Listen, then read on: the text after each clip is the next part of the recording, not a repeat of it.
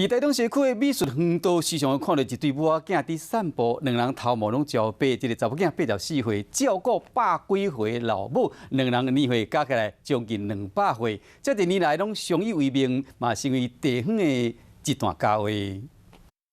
100多岁阿嬷欢喜摕到公所送予伊的礼盒，西区美术园道附近带一对母仔囝，查某囝84岁，照顾100多岁阿母，母仔两人真侪年来拢是安尼相依为命。主要就是因为我们这个马奶奶真的落实了活到老、学到老的一个精神。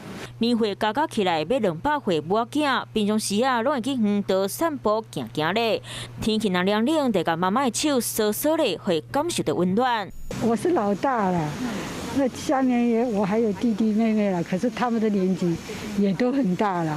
阿嬷真欢喜，和阮分享伫咧关怀中心的作品，嘛画出美术园道内底上好看100。Hello， 大家好，我是乃瑜，要教给大家2个任务。第一个，华视新闻的脸书专页，你按赞了吗？还有华视新闻的 YouTube 频道，赶紧订阅起来，还要记得按赞，开启小铃铛哦。